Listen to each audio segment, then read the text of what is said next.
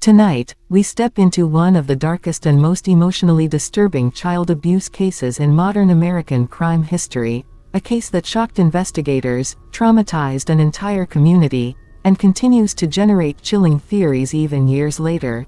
This is Inside Elisa Baker's Case, the Disturbing Stepfather Death Theory, a story that begins with a missing child and ends with questions so unsettling that they refuse to disappear. Our story begins in August 2010 in Hickory, North Carolina, where 10-year-old Zahra Clare Baker, an Australian-born child who had recently moved to the United States with her father Adam Baker and stepmother Elisa Baker, was reported missing. Though from the very first emergency call, something felt deeply wrong. Elisa Baker told police that Zahra had been abducted while walking home, yet her tone, her timeline, and her lack of visible concern immediately raised red flags. Investigators quickly discovered that Zahra had not attended school for weeks, despite claims that she was being homeschooled, and neighbors reported rarely seeing her, fueling fears that Zahra may have been missing long before she was officially reported. As the investigation intensified, Elisa Baker's behavior became increasingly suspicious. She gave conflicting statements, failed polygraph tests, and displayed emotional reactions that investigators later described as performative rather than genuine. Within days, police uncovered horrific evidence. Zahra's dismembered remains were found scattered across multiple locations, including a landfill and wooded areas, confirming that this was not an abduction, but a brutal homicide. Elisa Baker was arrested and eventually charged, later pleading guilty to second-degree murder and multiple related offenses, receiving a lengthy prison sentence, while Zahra's father Adam Baker was not charged in her death, though his absence during critical periods would remain a topic of debate. As the public processed the horror of Zahra's murder, attention shifted toward Elisa Baker's background, and it was here that a deeply disturbing theory began to surface: the strange and suspicious death of Elisa Baker's own stepfather years earlier, a death that, when revisited, appeared eerily consistent with patterns of abuse, manipulation, and violence. Elisa had grown up in Australia, where reports and family accounts later suggested a childhood marked by instability, control, and alleged abuse, and according to resurfaced information, her stepfather had died under circumstances that were never fully examined, quietly written off as non-criminal, yet lacking the transparency one would expect from a natural death.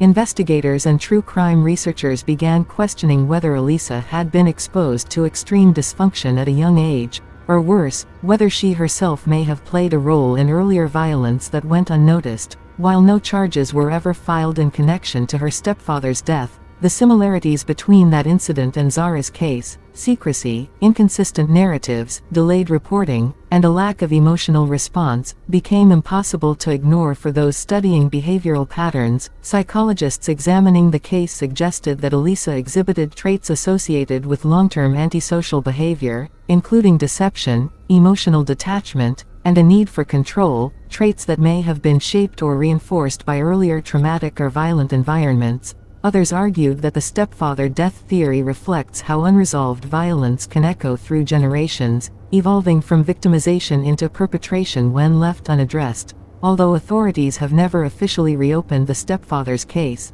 the theory persists in true crime communities as a haunting reminder that some warning signs are only recognized after unimaginable harm has already occurred. Zahra Baker's tragic death forced the world to confront uncomfortable truths about child abuse hidden behind closed doors, about how appearances can deceive, and how systems sometimes fail to protect the most vulnerable when danger comes from within the home itself.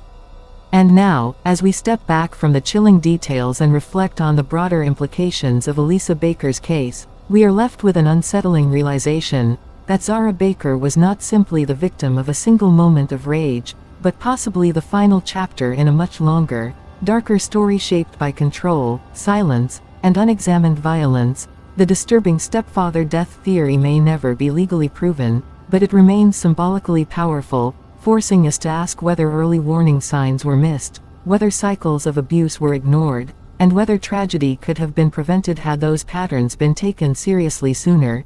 Zahra's life, though painfully short, became the reason these questions are now asked, her name becoming a symbol for countless children whose suffering remains unseen until it is too late.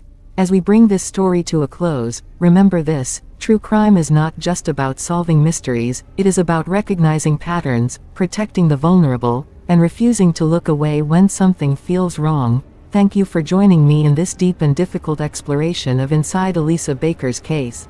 The Disturbing Stepfather Death Theory, a story that reminds us that the most terrifying dangers are not always strangers in the dark, but the secrets hidden in plain sight, waiting for silence to protect them. And until every voice is heard, every warning acknowledged, and every child truly protected, stories like Zahra Baker's will continue to haunt us long after the screen goes dark.